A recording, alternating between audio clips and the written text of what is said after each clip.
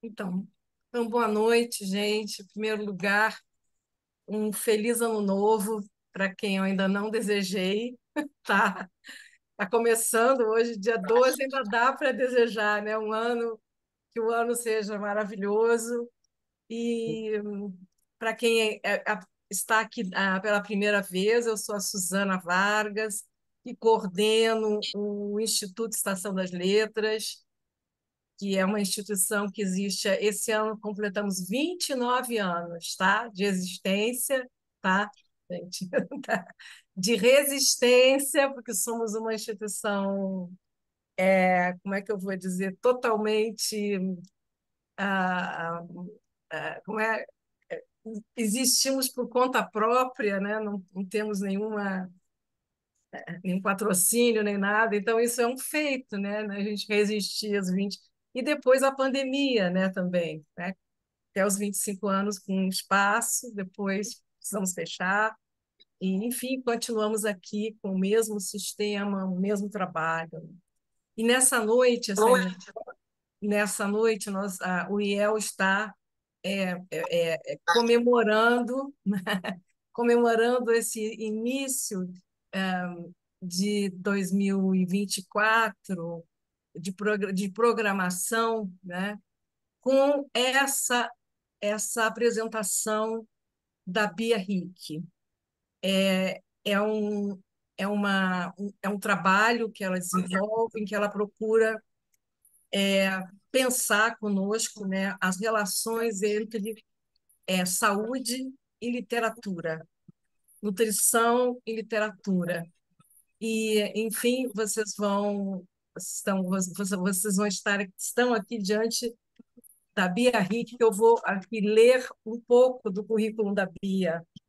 Ela é mestre e doutora em saúde coletiva pelo Instituto de Medicina Social da UERJ, é especialista em psicossomática contemporânea e chefe do Serviço de Nutrição da Enfermaria de Cirurgia Plástica da Santa Casa de Misericórdia, da Misericórdia. Eu vou ler assim brevemente, porque a Bia vai falar um pouco dessa trajetória, né, agora no início. Bom, para conversar com a Bia, nós chamamos a nossa querida mestra, psicanalista, querida amiga do IEL e mestra, nossa companheira dos extremos, junto com Zé Castelo, né? Ela vem, então, ela vai fazer esse contraponto com a Bia, e depois todos nós vamos conversar também, né, sobre as questões que a Bia está nos apresentando, as questões dessa natureza. Então, eu quero desejar um excelente momento de leitura e reflexão para todos, agradecer demais a colaboração da Bia com o Instituto Estação das Letras. Nós temos a alegria de muitas vezes contar com a Bia nos nossos cursos e mesmo no extremos. Ela é uma extremista, como nós dizemos, né? Os alunos que Ana, fazem explica o extremos. que é o Extremos, porque São leituras. Extremos é um clube de leitura. É uma espécie de um clube de leitura, né, que é realizado pelo José Castelo e pela Ena Lengruber. E atravessamos a pandemia lendo diversos livros, foi um foco assim de resistência, né, do IEL, tá? Um momento de resistência do IEL. Resistimos através da leitura, e a leitura foi maravilhosa e curativa, né? Não Foi, é, né? Bia? A leitura é Terapêutica. curativa. Ela vai falar, vou passar a palavra para ela, depois a Ina entra e depois nós todos conversamos, tá bom? Muito obrigada pela presença de todos e, Bia, a palavra é com você.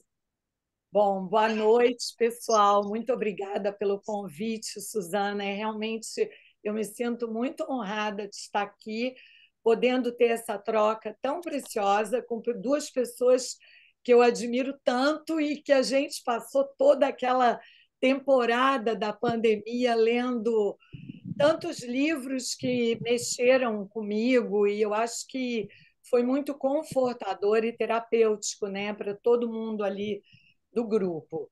E essa ideia, antes que eu vou contar um pouquinho para vocês da minha trajetória, mas essa ideia de pensar na literatura, de fazer uma analogia com a saúde e a nutrição e a literatura, surgiu justamente durante o grupo dos extremos, né? Que a gente leu A Peste, a gente leu Torto Arado, porque cada vez que a gente tinha um encontro, eu via que eu saía diferente, mas não era um diferente imediato. Alguma semente brotava em mim, aquelas reflexões que a gente fazia na aula, me traziam alguma coisa. Então eu comecei a pensar muito sobre todo esse processo, né? E no meio disso eu já estava no meio do doutorado. Quando eu terminei o doutorado, agora no ano passado, eu comecei a pensar mais ainda numa coisa que me levou ao doutorado. Então, que me levou ao mestrado. Eu vou compartilhar aqui a tela com vocês para ficar. Espera aí, deixa eu ver aqui. Está todo mundo vendo? Tá? Apareceu para vocês? Sim. Então tá. Apareceu. Então tá bom. Então, eu trouxe aqui o nome das participantes, né? Eu, a Suzane e a Ena, para quem não conhece a gente. E aí eu vou contar um pouquinho da minha trajetória. Então, só para contextualizar, minha primeira carreira foi o balé clássico. Eu fui bailarina clássica profissional. Eu era uma criança muito gulosa, eu amava comer, e eu tive que me confrontar muito precocemente, aos 10, 11 anos de idade, com a questão da privação alimentar, das dietas, porque você, para ser uma bailarina clássica, não basta ser magra, você tem que ser magérrima. Então, esse confronto fez com que eu começasse a ler sobre alimentação ainda na adolescência. E não por acaso, quando eu parei de dançar profissionalmente, a minha segunda carreira, que é uma grande devoção até hoje, foi a nutrição, é ainda a nutrição. Então, eu fui estudar nutrição, né? Trabalho com isso há mais de 20 anos, mas tem uma coisa que me chamou a atenção desde o início da minha prática profissional, é que na dança, eu acho que toda pessoa que vive uma carreira artística profissionalmente, ela tem uma forma de pensar diferente. Por mais que o balé clássico, por exemplo, e a música clássica exijam uma disciplina enorme, a forma de pensar ela é lúdica, ela é poética. Então, quando eu fui para a nutrição, que passei a frequentar congressos, ler artigos, eu passei a ter que pensar num enquadramento diferente. E eu acho que isso me acompanha até hoje e me acrescentou muita coisa.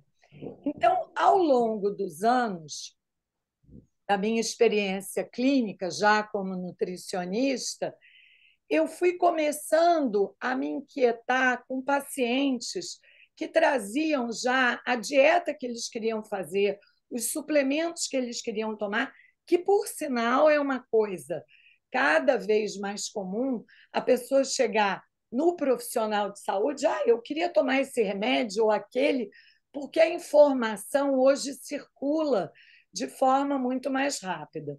Também fui percebendo um aumento de informações contraditórias provenientes tanto da mídia oficial quanto das mídias sociais e do senso comum.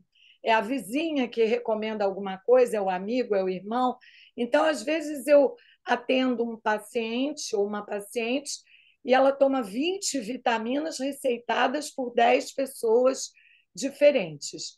E essas crenças que as pessoas trazem na sua bagagem, né? Vamos desintoxicar, não apenas geram ansiedade, como geram uma angústia nas escolhas. Então, teve a época do suco detox, alimentos sem glúten, sem lactose, e veja bem, eu aqui não estou fazendo um julgamento de valor, eu estou mostrando para vocês um panorama do que acontece com essa mistura de informações sobretudo a partir de 2010, quando houve a explosão das mídias sociais. E agora, com a inteligência artificial, isso vai extrapolar em termos de quantidade. E isso gera uma cacofonia dos discursos nutricionais, porque um fala uma coisa, outro fala outra, você lê numa matéria uma coisa e outra, que afeta não apenas a relação das pessoas com a comida e o comer, mas também com o seu próprio corpo e com a sua saúde. Então, não por acaso, eu comecei a ver, depois de vários anos de experiência clínica, que eu queria buscar outros saberes que fossem para além de uma visão biologicista nutricional, sabe? Eu falei, eu preciso enxergar se ninguém está se inquietando com isso, como eu estou. Inclusive, essa cacofonia de discursos, tem um sociólogo francês que estuda muito a alimentação e ele criou um termo muito interessante, não sei se vocês ouviram falar, que é gastroanomia. O que é? O nome dele é Claude Fischler. Gastroanomia é a ausência de regras. E qual é a ausência de regras na alimentação? E qual é o argumento dele? O argumento dele é que cada cultura tem o seu modo de se alimentar. Então, os franceses têm o seu modo, os americanos têm outro, inclusive, ele tem um livro sobre isso. E ele argumenta que, com essa profusão de informações, as pessoas ficam tão confusas que elas vão perdendo a sua cultura alimentar original. Bom, essas inquietações todas me levaram a buscar o mestrado e o doutorado em saúde coletiva, e por isso eu não queria em nutrição. Embora eu tenha escrito sobre nutrição, mas eu queria um saber mais interdisciplinar para que eu pudesse compreender a complexidade que existe no entrelaçamento entre ciência, alimentação, corpo, saúde e doença. Então, no mestrado, só para pincelar para vocês, eu pesquisei os discursos nutricionais da mídia brasileira no século XXI. O meu objeto de pesquisa foi a revista Veja, mas ficou muito claro que vários outros veículos, e hoje tudo que apareceu na minha pesquisa de mestrado a gente vê nas mídias sociais. Quer dizer, se a gente tem um olhar, busca um olhar mais socioantropológico sobre o corpo e a comida e começa a tentar entender os significados sobre a comida e o comer que são veiculados na mídia e no senso comum, a gente pode presenciar uma verdadeira guerra das narrativas. Então, ao mesmo tempo que hoje a gente tem muito mais informação sobre saúde do que há 30 anos atrás, a gente também tem muito mais desinformação.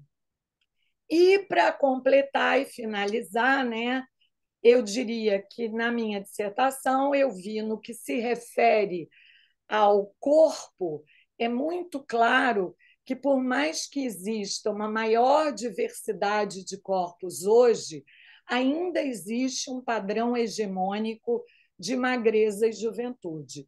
E a outra coisa que eu percebi é o quanto a mídia, e quando eu falo mídia, mídia oficial, mídias sociais, todas as mídias, elas são um dispositivo importante para a gente compreender os fenômenos urbanos contemporâneos, inclusive a nutrição com todas as suas ambiguidades e a saúde. No doutorado, eu já mudei completamente o meu tema e eu fui pesquisar a experiência vivida do corpo feminino quando, numa situação de, por exemplo, mulheres que precisam emagrecer, que buscam cirurgia plástica porque estão buscando um corpo mais confortável.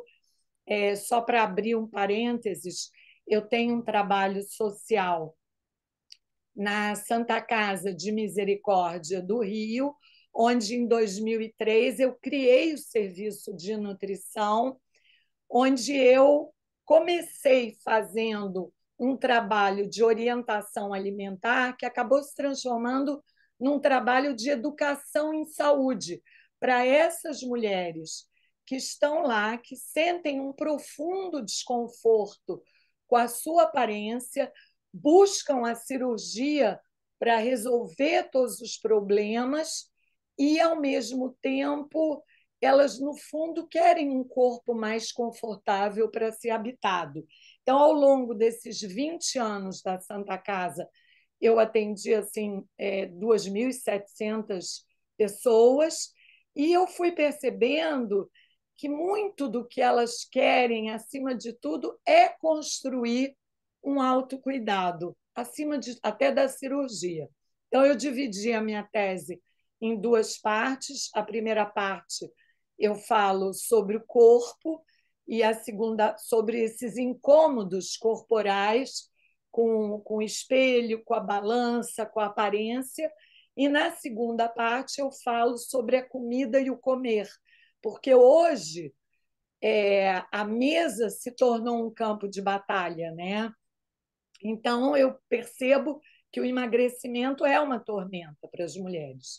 Bom, nas duas pesquisas, tanto de mestrado quanto de doutorado, ficou muito claro para mim que a alimentação, para a maioria das pessoas, ela aparece como uma questão de escolha pessoal, responsabilidade individual, ou seja, você ter uma boa alimentação depende só da sua força de vontade, quando na realidade a gente sabe que não é isso. Tem milhões de fatores psicossociais, psicológicos, fatores culturais, financeiros, até religiosos, que afetam como a pessoa come, familiares, né? Mas para a maioria das pessoas, e eu gostaria que vocês começassem a observar isso, é muito comum você ver, ou nas mídias sociais, ou nas oficiais, alguém falar assim: transforme a sua vida, passe a comer isso, emagreça, rejuvenesça, né? Então, eu acho que isso é uma coisa que precisa ser problematizado. A outra coisa que fica muito latente é o quanto o alimento ele é, digamos, colocado como se fosse, ora ele é um remédio, ora ele é um vilão. Isso faz com que as pessoas criem metáforas alimentares. Não é raro a gente ouvir alguém falar: ai, esse fim de semana eu emburaquei, me envenenei, me entupi de coisas erradas, ou não, eu vou fazer uma dieta detox para me purificar, como se fosse quase uma coisa religiosa. E essas metáforas alimentares, né? Tem até uma autora canadense que fala muito do quanto a linguagem em torno da alimentação tem várias representações. Essas metáforas do alimento como remédio ou vilão, elas estão muito conectadas a uma prescrição moral sobre o corpo e a comida. Ou seja, uma visão binária de certo e errado, posso ou não posso.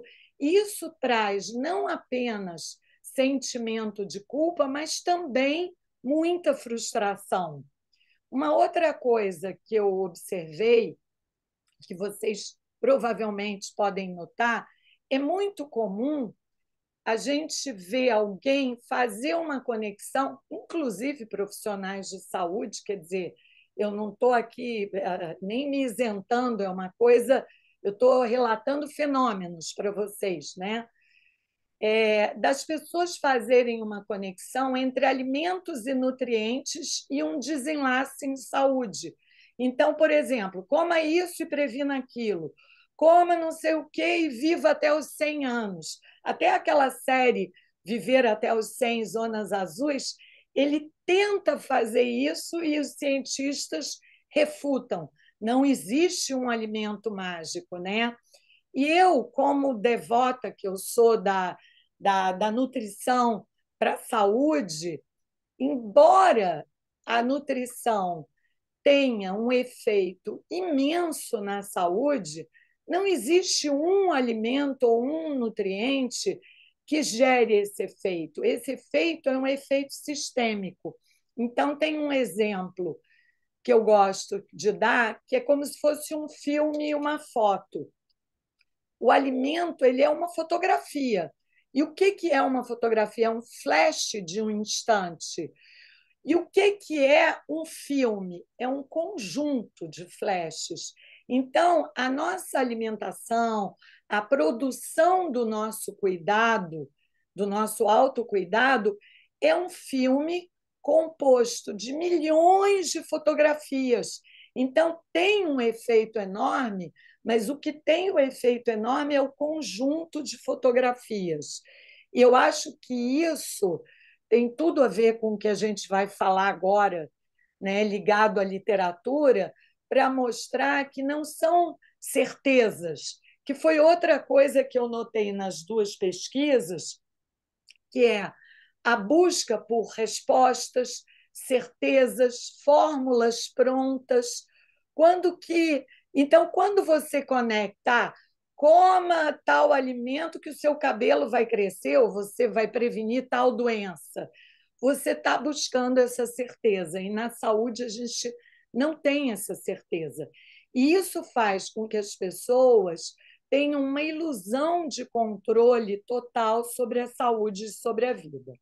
No entanto, né, eu falei agora de fenômenos que eu percebi nas minhas pesquisas e que eu percebo na minha experiência, mas eu também percebi coisas muito boas e muito interessantes, que é o quanto esse cuidado de si, o próprio cuidado nutricional, a mudança de estilo de vida, ela é muito mais ampla do que nutrientes, calorias, números, métricas da balança.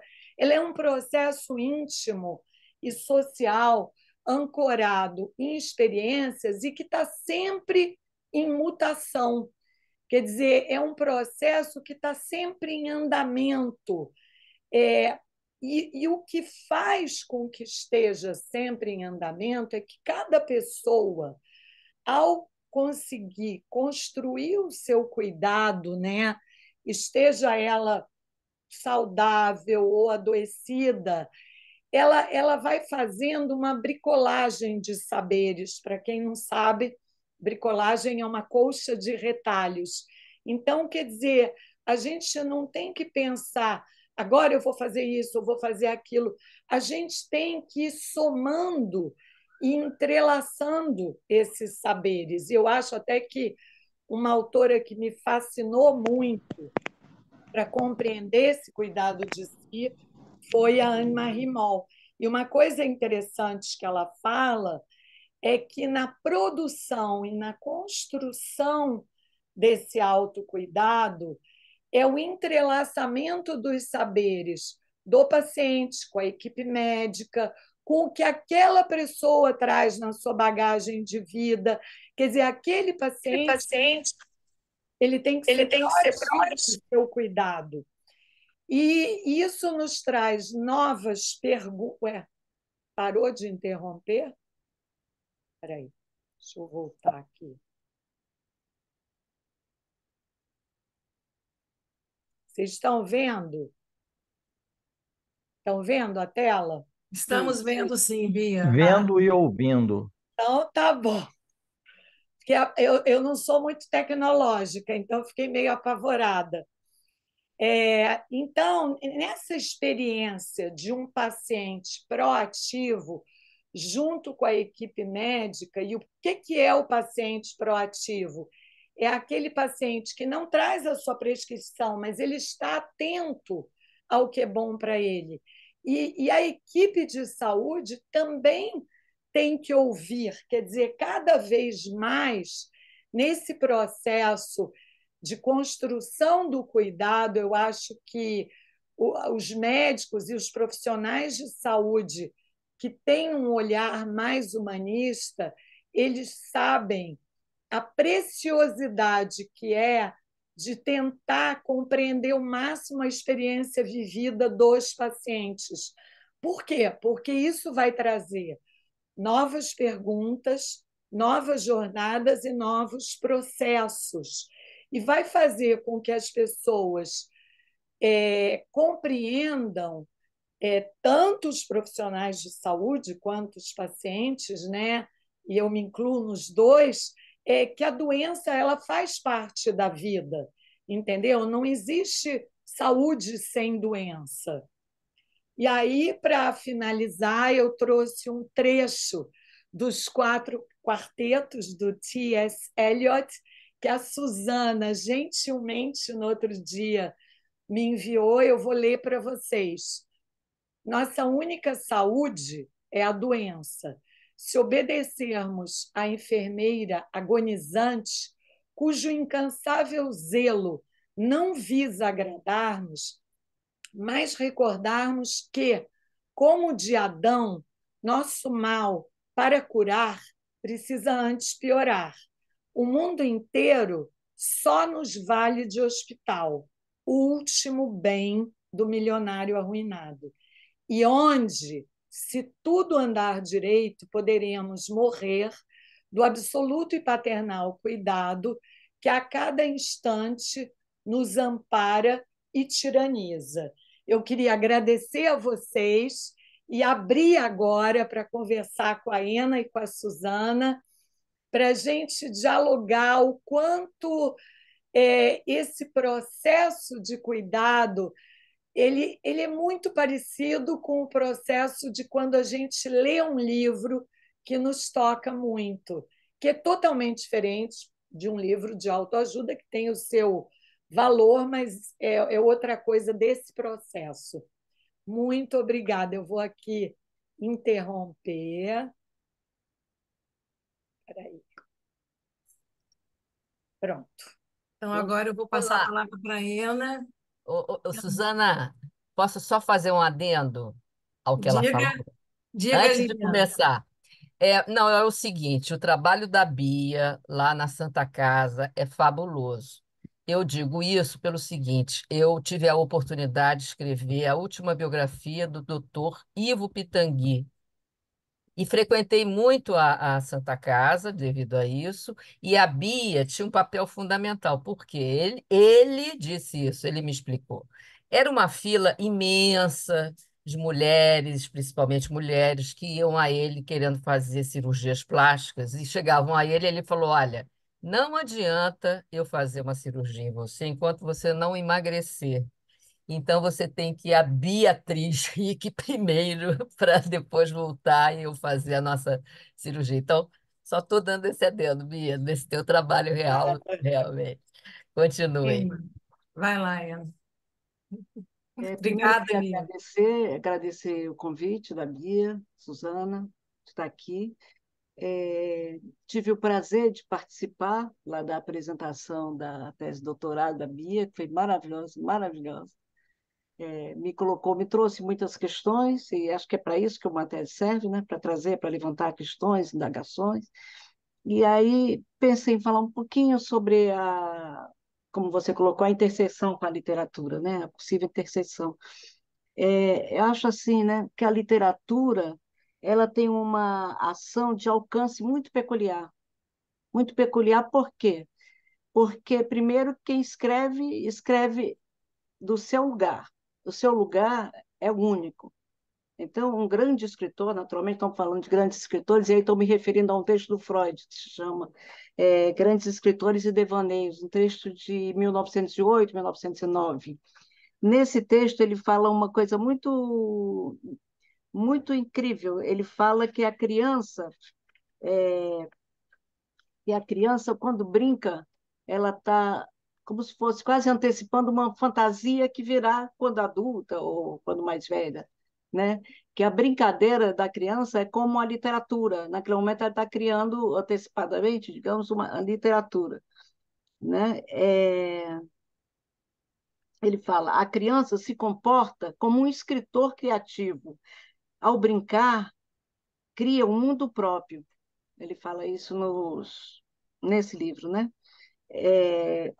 O Freud fala também uma coisa fundamental sobre o mundo que a gente vive e como vivemos. Ele fala uma coisa fundamental sobre a literatura, sobre os artistas de uma maneira geral. Ele fala que a arte, ela antecipa e muito o que seria depois a teoria. O que ele, Freud, no caso, a colocar como teoria, por exemplo, a teoria da fantasia, que é fundamental na psicanálise, é muito inspirada num livro dele, do Schnitzler, né? Um livro até que depois virou filme de Olhos Bem Fechados. Sim. Então, ele está falando isso para mostrar quantos quadros maravilhosos, quantas figuras maravilhosas ele tinha na casa dele. Ele era um amante da arte. Eu digo assim, não só amante da arte, como a arte o causava a produzir as teorias da psicanálise, né? Criada por ele. Em um outro texto dele, também, um texto famoso de 1929, 1930, é bom lembrar que Freud morre em 39, então, quando ele escreve esse texto, ele já está bastante doente, câncer, né? Morre de câncer. O mal-estar na civilização. Eu falei um pouquinho desse trecho, que é o que serve a gente. Ele fala assim, que não, de alguma maneira, só para. Ele fala assim, que ficamos inclinados a dizer que a intenção de que o homem seja feliz não se acha incluído no plano da criação. O que chamamos de felicidade, no sentido mais restrito, provém da satisfação de necessidades represadas em alto grau, sendo que, por natureza, possível apenas como manifestação episódicas. Somos somente um sentimento de contentamento muito, muito tênue. Somos feitos de modo a só podermos derivar prazer intenso de um contraste e muito pouco de um determinado estado de coisas. Assim, nossas possibilidades de felicidade são sempre restringidas por nossa própria constituição. Olha que coisa maravilhosa que ele fala. Ele fala que a infelicidade é muito mais fácil de ser alcançada do que a felicidade. Nós vivemos para a felicidade, mas o que nós encontramos mais frequentemente nosso encontro mais frequente é com a infelicidade. Então, nossa luta toda é por encontrar a felicidade, alguma forma de ser feliz, né? Determinado tipo de coisa. Assim, nossas possibilidades de felicidade são sempre restritas pela nossa Constituição. Já a infelicidade é muito menos difícil de experimentar. O sofrimento, aqui está a questão, né? O sofrimento nos ameaça a partir de três direções: de nosso próprio corpo, condenado à decadência e à dissolução, e que nem mesmo pode dispensar o sofrimento e a ansiedade como sinais de advertência. Isso tem tudo a ver com o que a Bia acaba de estudar, né? Por mais que tenha o fantástico Pitangui, a ótima Bia, etc. Total, a gente tem que lidar com o imponderável, a gente tem que lidar com esse mal-estar e com as imprevisibilidades da saúde e de todo o processo que faz parte do viver e que por mais, e eu acho que é isso que é muito claro, por mais que uma pessoa tente se alimentar bem, faça exercício, durma bem, faça tudo pela cartilha, a gente tem que lidar com esse mal-estar do imponderável e do imprevisível na saúde. E eu acho que a literatura traz muito isso. E é disso que ele fala que é o primeiro grande sofrimento, né? E que, como assim, não tem jeito. O Freud morreu em 39, nós estamos em 23, né, do século Quase XXI, 100 e anos confirmamos depois. isso, né? Condenado à decadência. E que nem mesmo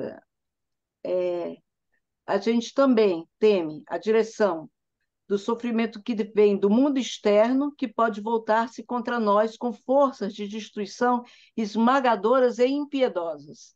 Ele se refere aos fenômenos climáticos, etc., etc. Por mais que o progresso avance, e pode avançar muito mais do que questão também, a gente pode cair numa armadilha, né? Sem Destruir a Amazônia e dizer que é porque, claro, que isso ia acontecer. Não, É, não é disso que ele está exatamente. falando. Ele está falando do tsunami, etc, etc. É, De algo muito maior. Mas também a gente deve caracterizar como desastre, ter uma outra conceituação sobre desastre. Nós estamos provocando muito sim, desastre, né? Então, assim, isso fazer um balanceamento sobre isso, considerando agora, depois, e finalmente, de nossos relacionamentos com os outros homens. O sofrimento que provém dessa última fonte talvez nos seja mais penoso do que qualquer outro. Tendemos a encará-lo como uma espécie de acréscimo gratuito, embora ele não possa ser menos fatidicamente inevitável do que o sofrimento oriundo de outras fontes. Isso que eu acho fabuloso. Ele está falando fabuloso. aqui de quê? Da urgência de se fazer o laço social. Veja uma criança nasce que olha para a mamãe assim, ali começa a história de um ser, né? Que já Sem começou antes. dúvida. Ali tem início um ser que olhou e se viu amado, ou não se viu amado, etc, etc, etc. E toda a história que virá a seguir. Então, isso que o Freud fala é o que a gente está fazendo aqui. A gente está fazendo um laço, um exercício O exercício de um laço social. de um laço social. Eu acho que todo o processo dessa construção do autocuidado, ela também está intercalada com o laço social, né? Eu vejo muitos pacientes que hoje existe a epidemia da solidão e eu vejo muitos pacientes que justamente se afetam no autocuidado por conta do laço social. Então, as três coisas elas estão interligadas. Uhum. Só mais alguma coisa que eu acho importante, ele faz uma relação também possível da inibição com a fantasia e a escrita, né? Algo que fica represado e algo que é da ordem da fantasia, para algumas, estamos falando dos escritores, sai como uma escrita, e a gente é premiado. A gente aqui, por exemplo, tem vários escritores presentes, né? A gente é premiado com essa, eu acho até uma coisa generosa, porque a gente, muito tolinhos, que somos às vezes, eu acho, a gente lê um livro assim, sério, no sentido da profundidade dele, e acha que não vai ser tocado. Tocado que eu estou falando subjetivamente mesmo. Me vem na cabeça Subjetivamente. logo o Ribamar. Logo É, de cara já me veio o Ribamar. Ninguém lê o é. Ribamar em vão. Ninguém lê Kafka em vão. Não adianta. Então a gente é tolinho, a gente começa assim, vou ler para dormir, para você que lá, que nada, pode até dormir ou não, isso já é outra história. Mas a literatura, assim como a psicanálise, ela desaloja o sujeito, ela tem essa direção, não é questão do poder, é um direcionamento ao desalojar, a Exato. provocar questões que a gente não sabia. Até a leitura daquele Mas, livro, eu não Ana, sabia. foi ótimo você tocar nesse ponto. Você tocou num ponto-chave do panorama que eu tentei traçar. Você colocou maravilhosamente, brilhantemente, que a psicanálise e a literatura desaloja o sujeito. Eu acho que quando a pessoa começa a olhar para si e buscar esse autocuidado, ela também se desaloja, porque Uhum. ela tem que ir por novos caminhos, ela tem que se fazer novas perguntas, né? E nem sempre isso é o que as pessoas acham que é. Ah, não, é Uhum. só você fazer tal. Não é nada disso, entendeu? Uhum. Cada um vai ter um caminho, né? Na construção desse cuidado e para poder enxergar esses caminhos, eu acho que a gente tem que se desalojar mesmo, né? Isso aí. E esse laço social de que o Freud fala que não podemos abrir mão, ele é constituído do coletivo, mas, sobretudo, do cuidado de si. né? Sim, Porque senão vira algo uniforme, que não tem nada a ver com o laço social. O laço social é constituído de um conjunto de diferenças, de singularidades, etc. totalmente. Assim como a literatura é constituída, assim. É. E, quer dizer, aquela coisa que o Freud fala, né? O que queremos? Queremos amor, queremos ser amados, reconhecidos, etc. Aí eu queria fazer uma citação que eu acho linda. Só desculpa eu interromper, só mais uma coisa. Eu vejo, e isso até na minha pesquisa e na minha experiência ao longo do tempo, que, no fundo, até quando. Por que que as pessoas querem ter saúde? Elas não querem a saúde não é uma finalidade por si só. As pessoas querem ter saúde para poder usufruir da vida e se sentirem amadas. Senão, não adiantaria ter saúde, né? Então, o próprio processo do cuidado tem a ver com o laço, com o amor. Isso. É. Isso é complexo, muito complexo, né? Você está colocando. Isso é muito. Trazem muitas interrogações para a gente assim. Bom, quanto ao amor, eu queria fazer uma citação do Lacan no seminário sobre a transferência, o seminário 8, né? Então ele fala assim: que haja amor à fraqueza. Está aí, sem dúvida, a essência do amor.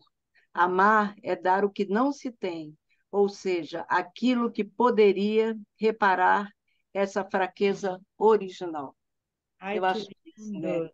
Uma coisa que é Lindo, lindo, lindo. né? E a outra coisa que eu queria ler, também marquei, para mostrar a importância da literatura, como é que chama? Grandes escritores e devaneios, como diz o Freud no texto dele, de 1909, é que está aqui na página 24, do livro Inventário das Sombras, do José Castelo. Ai, maravilhoso. Maravilhoso, maravilhoso. E aí é uma homenagem minha, acho que nossa, ao José e à Clarice. É dupla homenagem, consegui juntar aqui. Nossa, maravilhoso. Né? Ninguém melhor do que o José para falar da Clarice, né? E a Clarice, Ninguém da melhor. Clarice. Não, maravilhoso. Então é Gente, assim, né? Lindo. É. Ele fala assim, eu vou ler até um pouquinho mais, desculpa assim. Primeiro, não posso separar a mulher de um lado, desequilibrada, hipersensível, agressiva, e a obra genial de outro. Deve haver algum elo que mantenha as duas coisas em estado de conexão. Aquela visita ao apartamento de Clarice me mostrara que os dois lados estavam ligados. Ela escreve para buscar algo. Olha que coisa fundamental. Uma vez definiu esse algo assim, abre aspas, o que há atrás de detrás do pensamento. Usa palavras para tentar chegar além das palavras, para ultrapassá-las. Escreve para destruir as palavras. Por isso, não se interessa por sua imagem de escritora. Recordo que me disse: escrevo porque preciso continuar a buscar. Fecha aspas. E o que torna tudo mais complicado, não consegue definir o objeto que busca. É possivelmente a antevisão desse objeto sem nome o que a enlouquece. Clarice escreve para chegar ao silêncio, maneja palavras para chegar além delas, usa a literatura como usamos um garfo, assusto-me com o que penso. Jamais imaginei um projeto tão radical. Tempos depois, por acaso, nos encontramos na rua.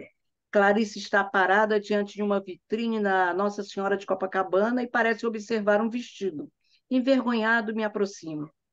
Como está? Digo. Ela custa a se voltar. Primeiro, permanece imóvel, como se nada tivesse ouvido, mas logo depois, antes que eu me atreva a repetir o cumprimento, move-se lentamente, como se procurasse a origem de um susto e diz: então é você? Naquele momento, horrorizado, percebo que a vitrine tem apenas manequins despidos, mas logo meu horror tão tolo se converte numa conclusão. Clarice tem paixão pelo vazio. Ai, que lindo. Andrei, esse trecho é lindo.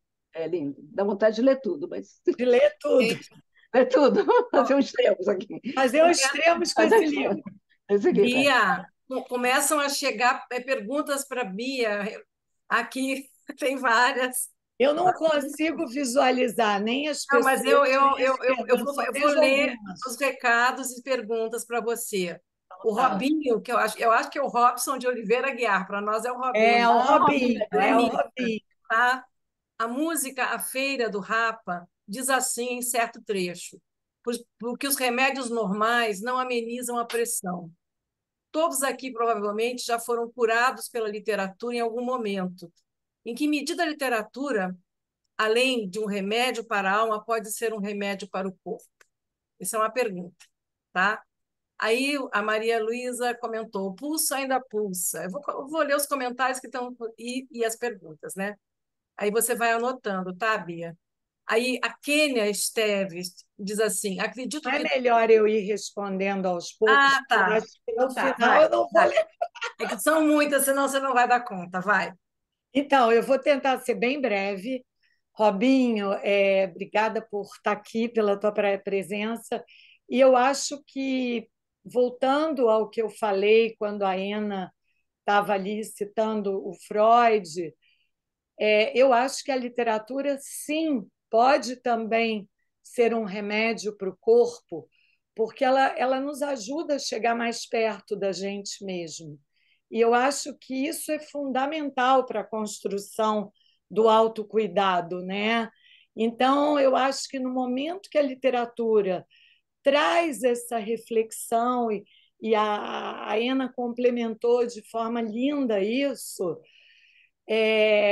ela também nos ajuda nesse processo, porque o processo do autocuidado físico, ele não é só físico, né? Uma coisa não existe sem a outra.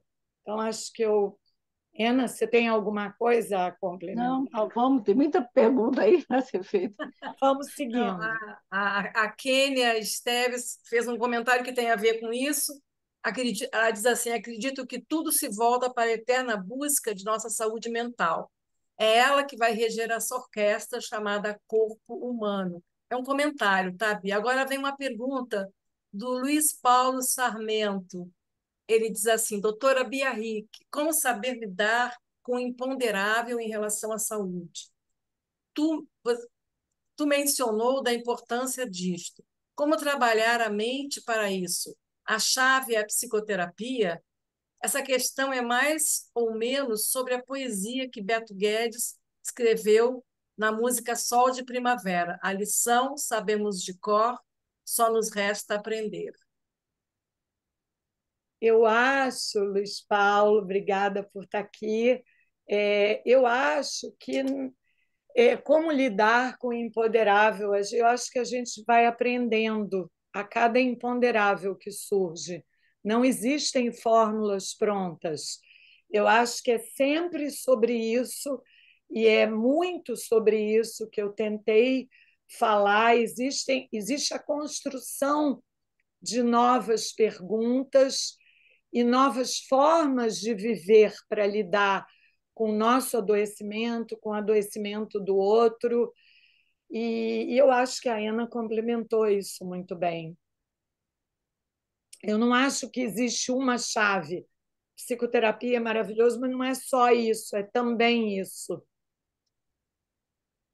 Para cada um, como um pouco que eu falei da bricolagem de saberes. Eu mesma não tenho essa resposta. Eu acho que cada um de nós está numa jornada buscando os seus caminhos, né? Como a Kênia falou. Aí, mais uns comentários aqui da Manuela. Não só a literatura, mas a arte em geral desaloja o sujeito. Sim, Aí a Eliana Barros também nessa direção, na mesma medida em que possa ser um remédio para a alma, será necessariamente um remédio para o corpo, se supõe que não haja uma separação. Quer comentar, Bia? eu acho que o que a Manuela colocou é bem interessante. Oi, Manuela. Eu acho que, sem dúvida, a arte, não apenas a psicanálise e a literatura, eu acho que a psicanálise e a arte em geral nos desaloja. E o que a Eliana falou foi o que eu tinha respondido, acho que na primeira pergunta, que é exatamente isso. Eu acho que essa construção do cuidado, ela não é só física ou mental, ela é tudo misturado. E então, quando você lê um livro que te toca, como a Ana colocou, isso te desaloja, mas também te dá esperança, te dá um outro brilho no olhar, né? E tem até uma frase da Pina Bausch que ela diz: não me interessa como as pessoas se movem, mas o que move as pessoas. E eu acho que a literatura faz isso. Então, no momento que você consegue se desalojar e se mover internamente, você está mais predisposto a construir esse cuidado, né? Aqui tem uma pergunta agora que é minha, né, Bia? Eu queria te perguntar isso. Por que só a maioria de mulheres, né, que procuram, né? É, parece que a maioria de mulheres é que procuram, Uhum. digamos, se tratar o corpo, se cuidar, ou se percebem com a necessidade de cuidar. Por que será? Eu não posso te responder isso com certeza. No caso da Santa Casa, como eu estou na enfermaria de cirurgia plástica e a busca delas é por um corpo mais confortável, devido à angústia que elas sentem diante da sua aparência, então ali no meu recorte é muito claro que a grande maioria é mulher. Mas o que você falou procede.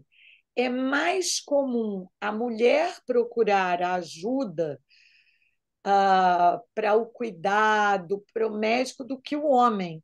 Eu não posso te responder com profundidade o porquê disso, mas isso é uma realidade, sem dúvida. Como também cabe à mulher o cuidado com a família toda. Isso também é muito claro, sabe?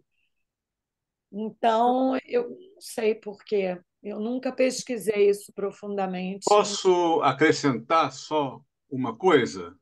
É, é mais comum também mulheres procurarem grupos de leitura e grupos de literatura do que homens. Sem Interessante. dúvida. Sem dúvida. Então, Excelente a paralelo. coisa vai alargando. Então, as mulheres estão mais ativas, mais em busca das coisas do que os homens. É a conclusão assim rápida e rasteira que Não, eu chego. vamos pegar outros exemplos. É mais comum mulheres buscarem cursos de dança, por exemplo, já que a gente falou de dança. É, eu acho que o Análise, hã? desculpa, psicanálise. Sem Análise. dúvida, ótimo exemplo. Então, eu acho que as mulheres elas estão talvez num encontro maior consigo mesmo, né? Eu acho que o homem está mudando um pouco, mas ainda vai demorar muito a mudar completamente. Se é que um dia vai mudar, né? Mas sem dúvida, se é que um dia vai mudar, eu acho que você tocou num ponto. Curso de literatura, de cinema, o autocuidado, a alimentação, eu acho que é geral isso. Bia, tem Oi. agora o Márcio, ele fez uma observação que talvez seja melhor ele mesmo explicar, né, aqui em cima, que é da relação dos alimentos com os mitos e religiões. Fala um pouco você mesmo, Márcio, que eu acho Tá que bom. Estão fique me melhor. ouvindo? Não, Estão me não, ouvindo? sim. Tá. Sim.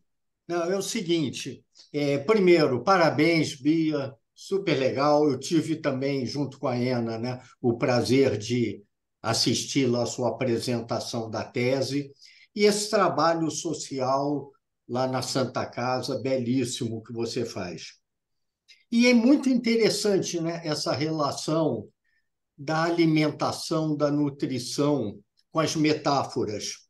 Tem um livro muito bonito do Alberto Mangel, que é uma história da leitura, onde ele tem um capítulo, As Metáforas da Leitura, onde ele destaca, né, aquela metáfora básica, né, que a gente fala que o mundo, o universo é um livro, né? O Galileu tem até uma frase célebre que ele diz: o livro da natureza está escrito em caracteres matemáticos. A gente fala muito isso, né? O mundo como um livro. E o Alberto Mangel, ele destaca isso, né?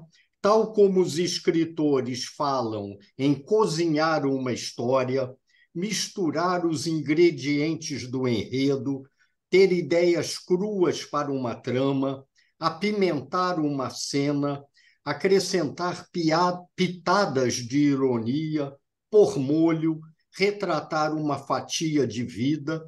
Nós, os leitores, falamos em saborear um livro, encontrar alimento nele, devorá-lo de uma sentada, ruminar um texto, banquetearmos com poesia, mastigar as palavras do poeta, viver numa dieta de romances policiais. Sobretudo, devorar um livro, né? Como é tão corrente, eu já vi tantos alunos lendo um memorial que às vezes diziam assim: eu na infância literalmente devorava os livros, né? O devorar um livro é muito corrente.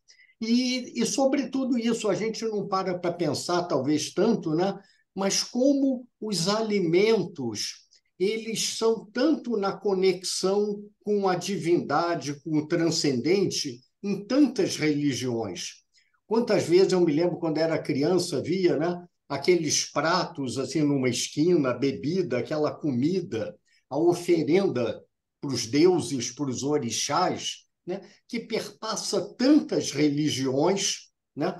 O próprio pecado original do Gênesis, né, é simbolizado pela maçã, por comer o fruto da árvore do conhecimento, né? Também o jejum como purificação, ou seja, como os alimentos estão tão ligados, né, à religiosidade, aos mitos, né? E como essas metáforas gastronômicas são tão presentes. Era isso que eu queria disparar aí para você, Bia, e parabéns para a Suzana, para a Ana também. Olha, muito obrigada, Márcio. Super obrigada, né, pela tua contribuição. Eu acho que você tocou num ponto que daria para a gente fazer quase que uma outra conversa, porque esse é um tema muito, muito, muito amplo. E eu gostaria até de lembrar, porque essa questão da metáfora, né, dos alimentos, devorar um livro. Então, assim, Foucault dizia que o assunto, né, do século passado era o sexo. E tem um livro muito interessante do professor Francisco Ortega, que se chama O Corpo Incerto, quem tiver interesse. E ele diz que as angústias saíram da cama para a mesa e para as taxas de colesterol. Então, eu acho que isso está muito relacionado a essas metáforas. E aí tem duas outras pessoas que escreveram brilhantemente sobre isso. Um é um americano chamado Levenstein, que ele traça um panorama histórico dos medos e manias da alimentação do século passado. Então, ele mostra que os alimentos eles tiveram trajetórias de ascensão, apogeu, decadência, e ele dá vários exemplos. Por exemplo, ele diz que o leite, no início do século passado, foi abominado porque era uma contaminação, e que aí, quando o leite ressurgiu, fizeram campanhas onde entrou ciência, indústria, políticos, professores, profissionais de saúde, para o leite voltar ao apogeu. Tanto que algumas pessoas aqui devem lembrar que muitos filmes de alguns anos atrás, principalmente filmes americanos, mas europeus também, apareciam as pessoas tomando leite na refeição.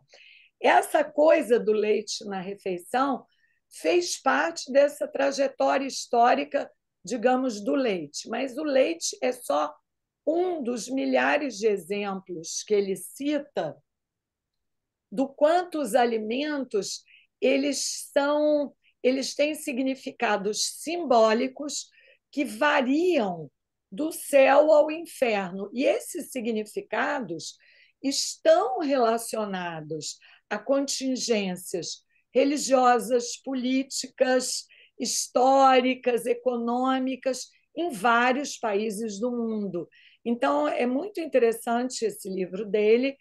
E uma outra autora que eu até citei quando eu estava falando na minha apresentação é a Jessica Mudry, que é uma canadense que estuda linguagem e ela mostra que justamente o significado que as pessoas atribuem ao alimento. Então, quer dizer, o Levenstein traz um panorama histórico, mas o que ela traz é o seguinte: quando você pensa, em leite, por exemplo, ou em carne, ou em mingau, você vai lembrar de que forma aquilo te afetou na tua infância, na tua história cultural, familiar. Então, ela começa a mostrar o quanto também existe um entrelaçamento Falamos. a ciência, a indústria, a Olha, parte... amanhã tem uma visita às 11 horas. Você pode marcar outro horário sem ser 11. Alguém está com Tem ninguém falando aí. aberto. Então, assim, eu acho que esse tema do significado simbólico dos alimentos e as metáforas que eles carregam é super interessante. Ô, Bia, eu me lembrei do espinafre do Popeye, né? Exatamente. Isso é um exemplo ótimo. É isso.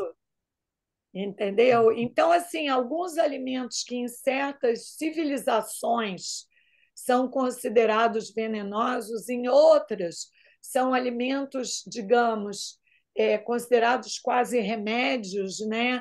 E quando a gente fala no mundo de hoje, onde tem essa gastronomia e essa confusão de informações alimentares, acaba muitas vezes várias sociedades perdendo os seus significados simbólicos e ancestrais dos alimentos, que é tão importante preservar, né?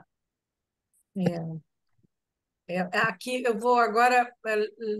Olha, tem assim. Eu vou ler aqui, depois tem uma pessoa que quer falar também, está com a mãozinha levantada. Aí eu só vou ler, porque são algumas observações para você depois Tá refletir. bom. A escrita é uma ferramenta de autocuidado. Nos colocar em linhas ajuda a ver e, consequentemente, ajuda a curar. Por isso que a literatura contribui tanto e tem tangência de forma e tangencia de forma tão bonita e suave o cuidado de si. Algumas pessoas também fizeram observações assim, Lindo isso. foram muito repetidas. Então, eu diria que, em geral, viu, Bia, falam que a mulher procura ou se cuida mais, ou busca o autocuidado, né? Tanto do ponto de vista psíquico quanto né, físico, né? Espiritual também, podemos dizer, porque elas são muito mais exigidas, não é, do que os homens, tá?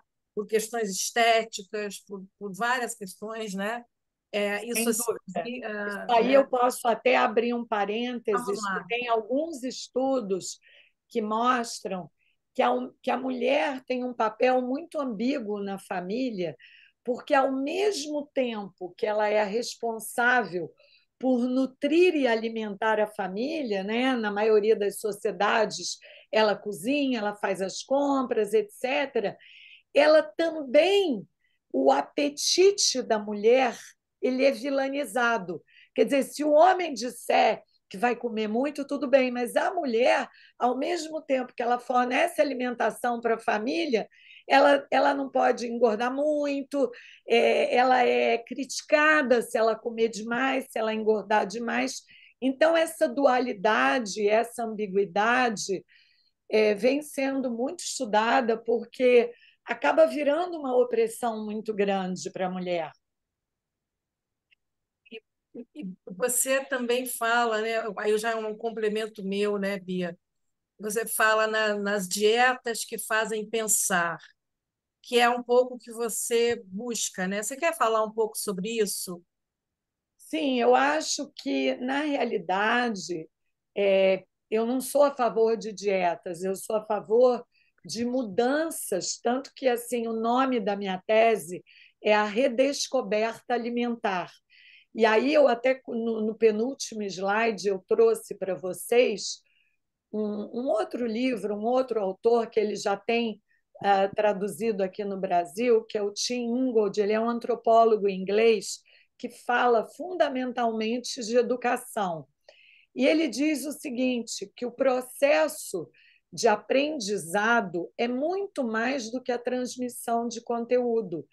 É uma mudança de ver o mundo. Então, eu acho que quando uma pessoa começa a mudar a alimentação, eu me identifiquei muito com essa transformação que o Tim Ingold, ele já é um antropólogo nos quase 90 anos, genial, brilhante. Eu acho que isso que ele fala tem muito a ver com as mudanças de estilo de vida. Não existe uma dieta. Primeiro, a literatura científica mostra que dietas não funcionam. O que funciona é a pessoa fazer mudanças graduais que ela consiga perpetuar. Só que estas mudanças também dependem de cada um, depende do que funciona para você, não é o que funciona para mim ou para outra pessoa, porque cada um vai ter a sua bagagem cultural, familiar, o seu modus vivendi, o seu estilo de vida. Quer dizer, o que você conjugou e congregou ao longo da tua vida junto com o que você tem necessidade. E é a bricolagem disso e a mescla disso que vai funcionar para cada um. Aqui tem uma pessoa aqui que falou assim, escreveu, né? Que chama, ela está no nome Espaço Jurídico. Como é seu nome? Você pode falar? Quem é? É o Espaço Oi, Jurídico. Raquel Sarmento, Ah, de Raquel. Arara, São Paulo. Tá legal. Eu não sabia É que eu dizer o sou nome, aí eu advogada, fiquei... desculpa. Nada. Raquel, a literatura atinge poucos, seja por uma questão social, financeira e até mesmo política. O corpo, principalmente feminino, tem sido palco e alvo de violência, e destaco aqui a imposição do corpo perfeito, que vem matando mulheres de forma física e social. Como ultrapassar esse impasse do acesso à literatura que contém a informação de alcance a todas as classes econômicas? Bia, você faz isso na Santa Casa. Fala. Eu acho que assim, oi Raquel, obrigada pela tua presença. Eu acho eu acho que quanto mais houverem trabalhos que permitam acesso de pessoas a uma literacia em saúde, que o nome é justamente esse, quer dizer, um aprendizado sobre a própria saúde. Por exemplo, na Santa Casa, muitas mulheres que chegam para fazer cirurgia plástica, elas não sabem que estão diabéticas, que estão com colesterol alto, entendeu? Então, essa conscientização, que não é uma conscientização prescritiva, mas uma conscientização de dentro para fora, é o que pode transformar as pessoas. E eu acho que com a literatura, a mesma coisa. Quanto mais houverem programas e pessoas dispostas, e você, Suzana, também faz muito isso, né? De multiplicar esse conhecimento. Eu acho que quando a gente tem amor pelo que a gente faz, eu acho que naturalmente a gente quer que mais pessoas alcancem isso. Olha só, só uma questão assim. Importante lembrar que nos governos Lula 1, Lula 2, possivelmente nesse agora, houve muita. Quando o Gilberto Gil foi, durante bastante tempo, ministro da Cultura, houve uma interiorização da cultura muito grande. Até então não havia isso, né? Essa preocupação efetiva com a interiorização da cultura. Nesse projeto dele, a literatura estava muito presente, não exclusivamente, mas aí era a arte, a literatura dentro da arte. Aliás, a gente fala assim, a arte é a literatura. A literatura é uma arte. É uma arte. A psicanálise, ela se inspira muito na arte. Eu acho até que eu vejo muito a psicanálise como uma parte da arte, no sentido que ela é inconclusa, que ela é incerta, ela provoca questões, provoca um direcionamento, ajuda a dar a mão para um direcionamento, não é? Então, nesse sentido parte, em grande parte é arte. Agora, é importante lembrar, vamos ver, quer dizer, vamos participar do jeito que queremos, que podemos e tal, mas a gente tem aí um governo que está tentando fazer mudança, a gente está saindo do Bolsonaro, né? Mas eu lembro bem do projeto de interiorização da cultura, que foi impressionante. Impressionante até porque não havia antes, né? Do Gilberto Gil. Né? Então, vamos apostar nisso. É claro que a literatura, quanto mais se lê, mais se quer ler, ou mais se provoca a vontade de ler. Também ler junto com as crianças, fazer rodas de leitura, né? A Suzana entende bem disso. Mas tem rodas de leitura por muitos lugares. Assim, eu acho que é uma prática que deve ser expandida, né? Eu acho. Eu posso só fazer um comentário? Uma imagem que me passou na cabeça, rápido. Quando você abre um livro, você não está abrindo um corpo. E, ao mesmo tempo, quando um cirurgião abre um corpo, ele não está abrindo um livro. Quer dizer, tem uma história ali. Isso aqui não está bem, aquilo ali está. Ele lê o corpo. Não é? Acho que esse paralelo. Nossa, Essa super imagem que me veio, eu não sei, me dá a impressão que ela junta um pouco as perfeito. duas coisas. Eu acho, Só nossa, queria. Tá. perfeito, José, perfeito. Eu acho que, nossa, isso me fez pensar tanta coisa. Eu acho que muitas vezes, quando a gente abre um livro que nos toca, a gente está abrindo o nosso próprio corpo, a gente está abrindo a compreensão ao corpo do outro, né? E sem dúvida, quando um cirurgião, obviamente, eu não tenho lugar de fala para isso, mas eu imagino que a pessoa deva, ou quando até um médico, quando um profissional de saúde mergulha numa consulta, seja essa consulta individual ou coletiva, tem momentos, por exemplo, essa semana eu fui na Santa Casa e assim eu tive uma conversa com as pacientes, foi uma conversa muito transformadora, porque eu também aprendo com elas. Então, quando eu tenho essa conversa com elas, ou no meu consultório ontem, eu também me abro para novos mundos. É como se, ao entrar no universo de uma pessoa, ao mergulhar ali, eu também estou mergulhando num mundo completamente diferente.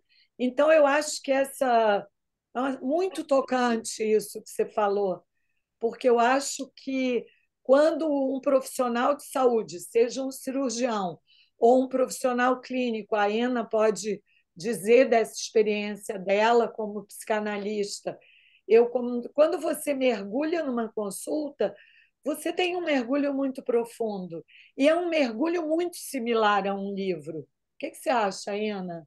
Nossa, me Eu toquei. acho, assim, da minha prática, eu acho, você colocou bem, cada caso é um caso. Cada caso é um Caso é um caso. caso. Então, quando a gente recebe alguém, a gente se põe a escutar alguma coisa que é absolutamente singular, né? É, E por isso que desde o Freud ele fala, é preciso a sua análise, uma supervisão e a participação num grupo, né? sem É dúvida. porque a gente é muito instigado a questões. É claro que tem questões que, de alguma maneira, tocam, nos tocam, mas a nossa escuta deve estar, como ele disse, flutuante para aquele caso. E não adianta. Cada caso é um caso e enriquece, como acho que você passou aí perto dessa palavra, né? É, Enriquece muito cada caso. Cada caso é de fato singular. é de fato Eu não vou singular. entrar nessa discussão de análise de grupo, como nos anos É. 80 teve muito, né? Mas Não, para não, mim, mas no meu caso não, não é análise de não, grupo, eu sei, não, e eu é tenho outra coisa, eu acho que acabou de outra coisa. eu estou dizendo assim, porque é tão, eu digo da minha experiência, assim, é tão singular, é É, tão, eu é, acho assim, é é como muito tudo a gente é único. causa, essa profissão é de muita causa, né? Muito causada. É.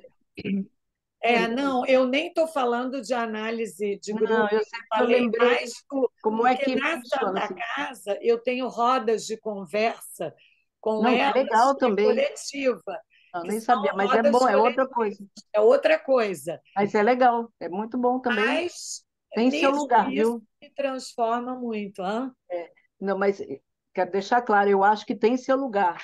É, Tem seu lugar. Não é é. diferente de nada, mas tem seu lugar, sim, claro. Claro, é diferente, É. totalmente diferente, mas muito Mas, tocante isso que você é, falou, José. é.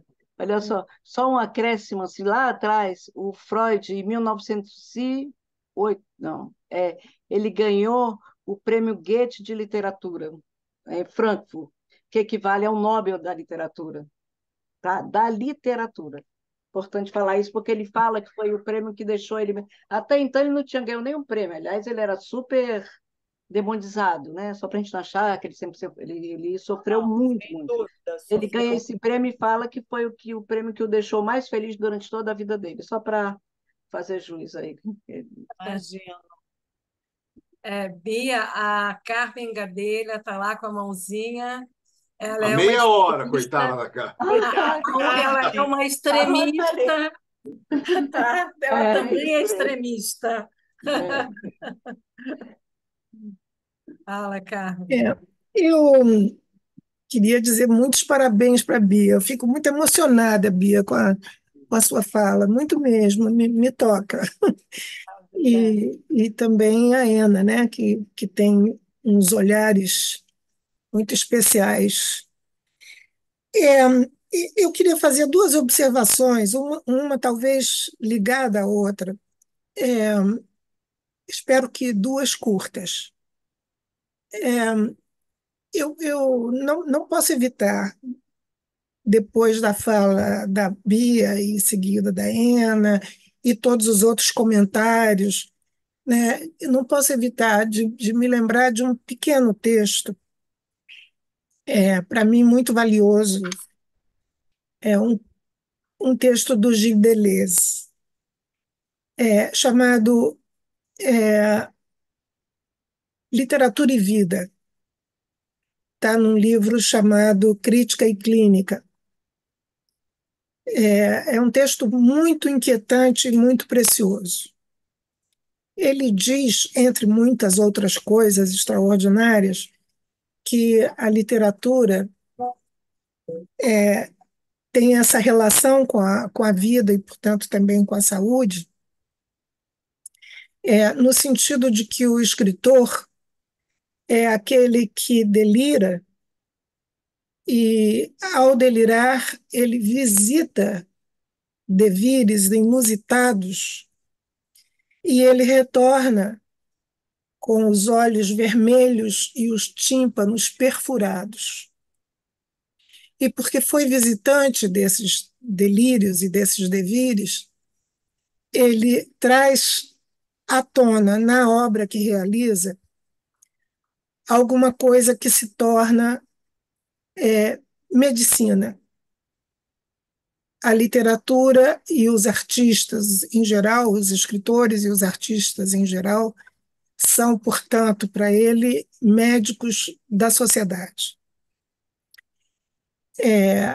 E ele diz também que essa questão da saúde, pela qual nós lutamos tanto, que é necessária apenas uma pequena saúde, exatamente para dar passagem a esses devires, para dar a possibilidade de que esses devires, de algum modo, venham a uma zona de luz, é, e que a grande saúde, essa saúde excessivamente robusta, ela acaba numa espécie de atletismo fascista. Em relação às mulheres, eu acho que é possível que as mulheres sejam aquelas que procuram mais os médicos, os psicanalistas, as academias de dança ou a própria dança sem academia, é, exatamente porque elas são frequentadoras e são frequentadas por esses devires. Elas não ocupam lugares de poder como os homens ocupam. E, portanto, esse voo, é, esse escapamento que as mulheres fazem em relação a certas normas permitem a elas uma visitação mais frequente de si própria.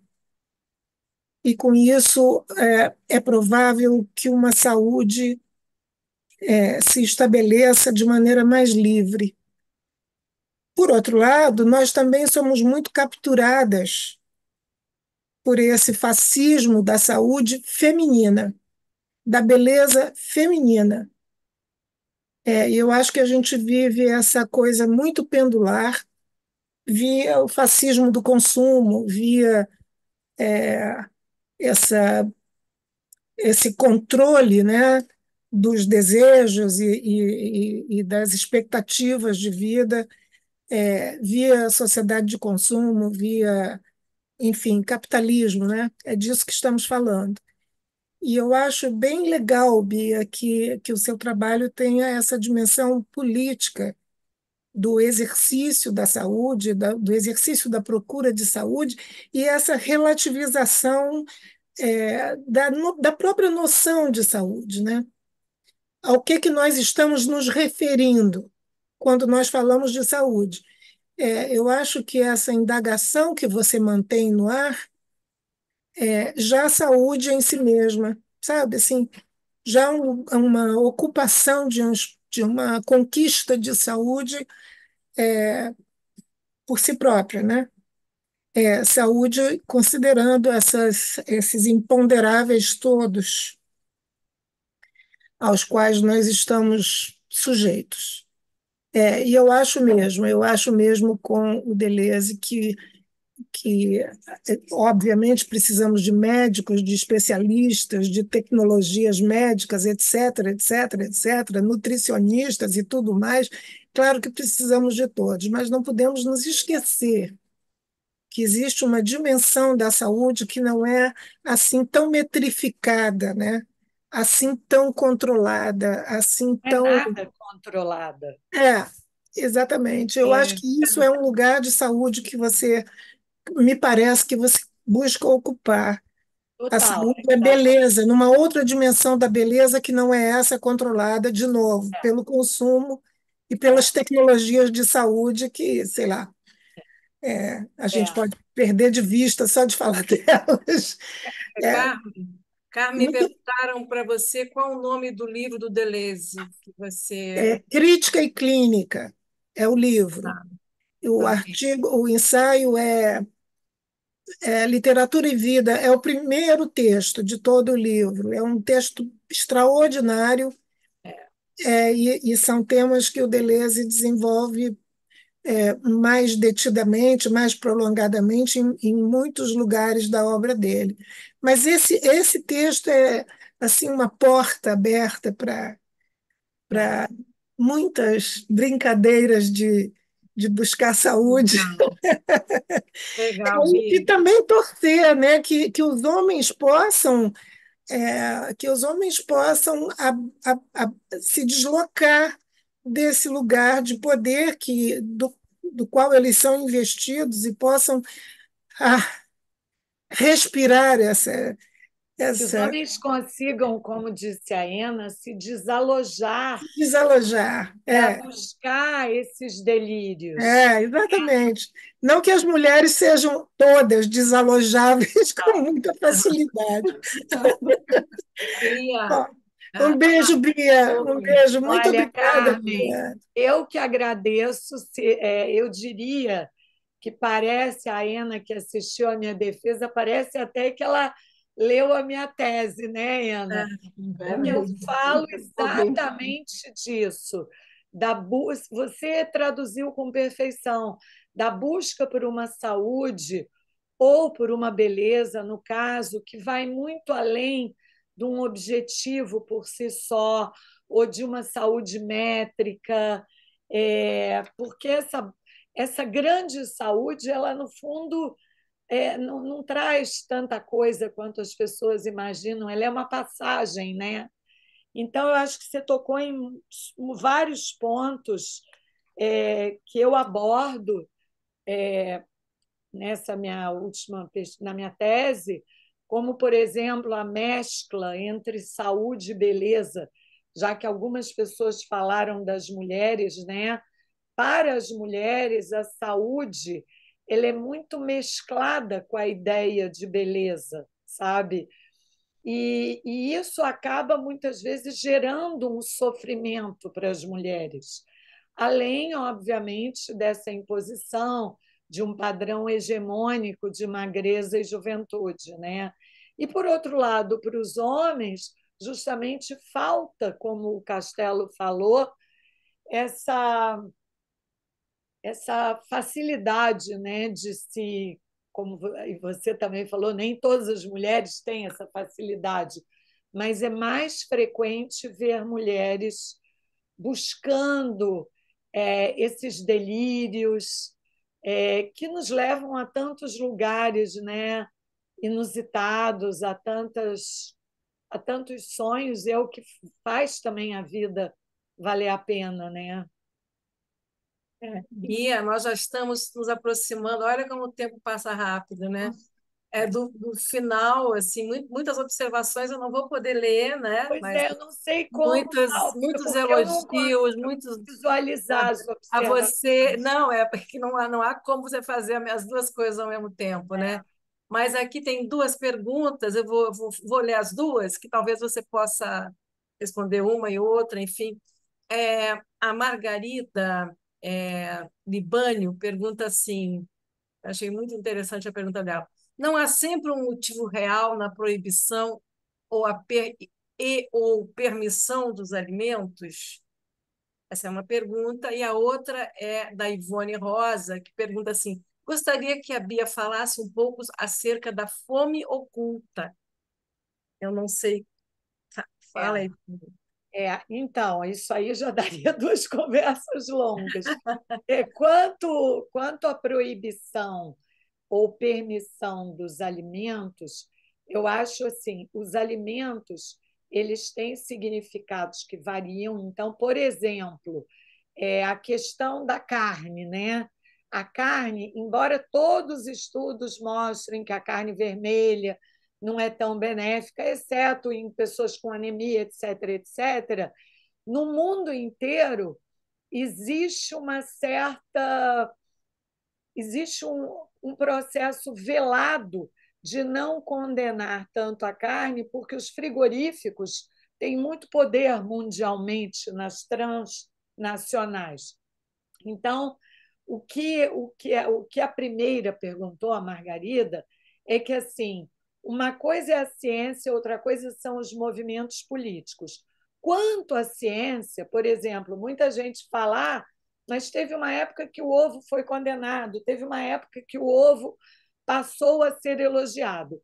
O que acontece é que a ciência ela está sempre buscando caminhos. Então, quem está acompanhando sabe que durante um tempo a gema do ovo era vilanizada. Aí, quando descobriram que a gema do ovo não é a maior ou uma das maiores responsáveis pelas placas de ateroma, né, e pelas doenças cardiovasculares, as congregações de ovos de vários países do mundo começaram a fazer uma campanha enorme de marketing para dizer que as pessoas podiam comer ovo à vontade, que tinham que comer muito ovo, tanto que muitos halterofilistas falam que comem 20 ovos.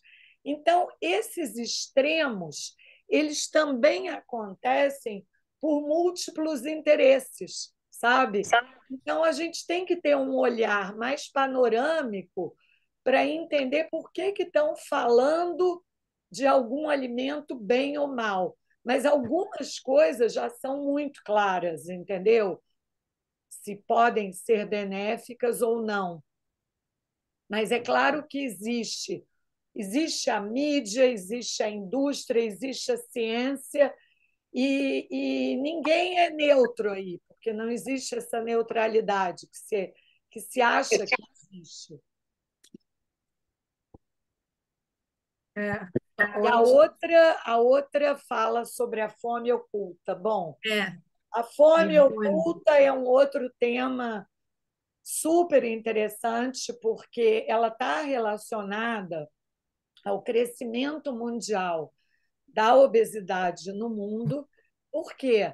Porque antigamente, as pessoas achavam que a fome só estava presente em países da África, onde a gente via pessoas magérrimas, né?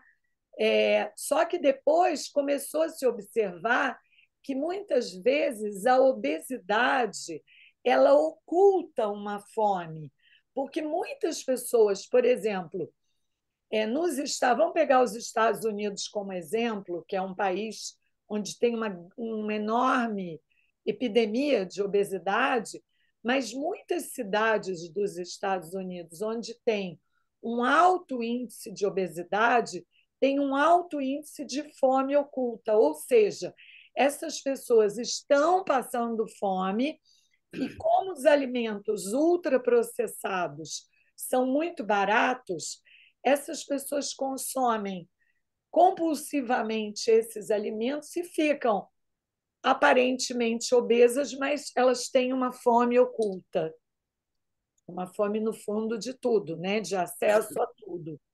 Então, a fome oculta ela está muito relacionada a isso, a uma desnutrição velada em pessoas que têm sobrepeso.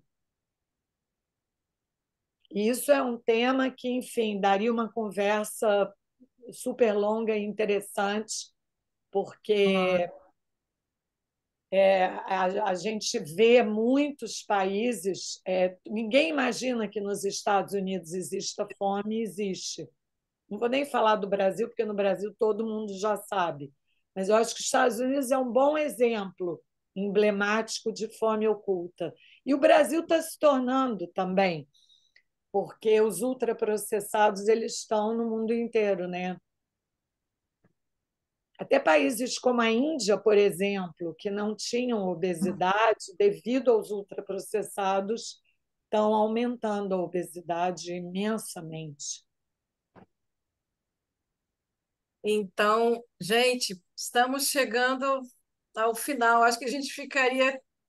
Tem muitas mensagens assim, né, carinhosas e eu não sei como é que a gente elogiando e a poderia fala salvar da essas Ana mensagens.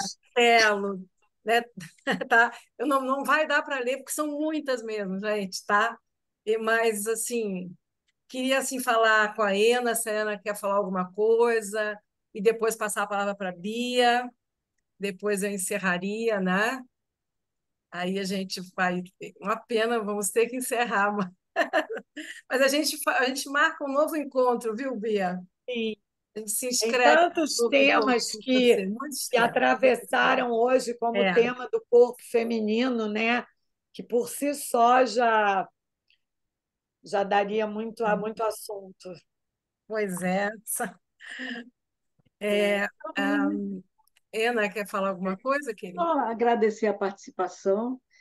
Como já tinha visto lá na sua defesa, você levanta temas fundamentais e de um jeito assim muito peculiar, muito seu. Tem uma coisa que você fala que essas demandas, essas questões que você levantou são inacabadas, como a vida é inacabada mesmo, né? Então, isso eu acho assim, um acento muito bom. O próprio termo cuidado de si, eu acho maravilhoso, foi o que foi falado aqui. E só agradecer pela participação, muito bom, um aprendizado, ótimo. Tá? Legal. Bia, Olha, eu também queria agradecer essa troca tão valiosa com você, Suzana, com a Ina, com as pessoas que estavam aqui assistindo a gente, com aquelas que trouxeram questões tão valiosas como o Castelo, a Carmen e o Márcio, o Robinho e todas as outras. Eu acho que eu vou ser injusta, mesmo que eu fique aqui falando, porque eu não consegui ver os comentários. Gostaria muito de ter visto. Peço a vocês que quem tem meu telefone me mande o comentário ou me manda pelo Instagram. Eu posso demorar, mas eu respondo todo mundo. E estou muito grata e muito honrada e dizer que eu também aprendi muito hoje. legal. Vou ver se a Camila consegue. Eu acho que não, né, Camila? Pegar os Consigo comentários. sim, eu ia falar Ela isso, mas não queria consegue, interromper. Eita, Tenho sim o Camila. Você link do chat. consegue. Consigo, tá? na segunda eu te Aí eu envio. posso agradecer as pessoas, que às vezes a pessoa até já saiu aqui da reunião e eu não fiquei nem sabendo que ela participou, porque eu só consigo ver algumas pessoas. Então, gente, ao final dessa reunião, eu agora estou buscando aqui umas informações que eu havia pedido para a Camila. Olha só, eu, não estou achando, deixa para lá. Eu ia, sim, sim, está aqui, está aqui. Eu ia fazer uma breve divulgação dos cursos de verão da Estação das Letras para vocês, tá? Então, nós temos aqui um curso, é, o primeiro que está na lista é comigo, fico até constrangida de ler, mas Provocações Literárias, Oficina de Criação Textual. Basicamente de leitura, e as leituras provocando as criações literárias. Começa essa semana, tá? Depois, um segundo curso, que é a Crônica, Morte e Vida, com o Julian Fuchs, que é um grande cronista, e vocês talvez conheçam, né, da Folha, né, que escreve.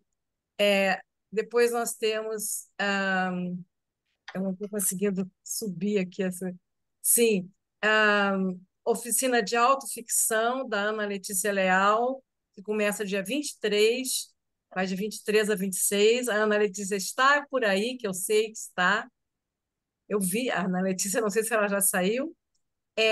Também uma oficina de... Peraí, peraí. Prosa e poesia, prosa de poesia e poesia de prosa, com o Braulio Tavares, tá? Começando também agora, dia 17, durante toda a semana, o Braulio conosco, falando sobre essa intersecção também da prosa na poesia. E uma de mercado editorial com a Mariana de Souza Lima, que vai estar começando também essa semana.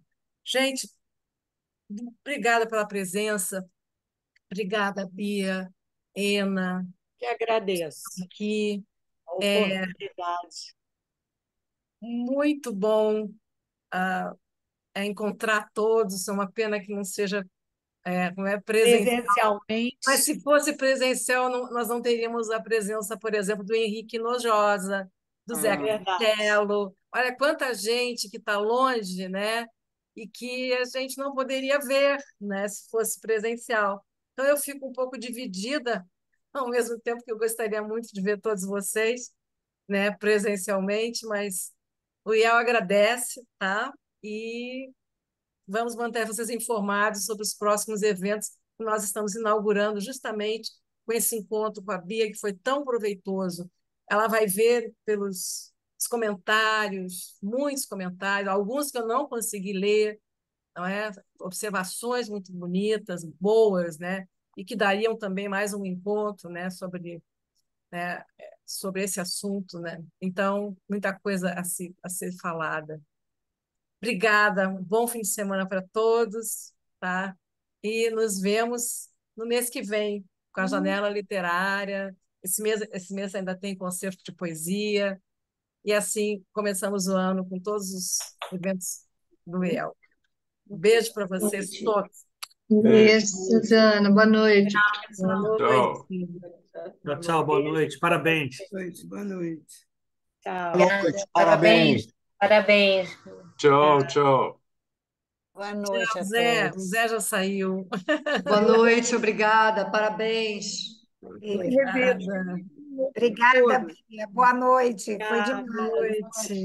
Muito bom. Demais mesmo. Obrigada.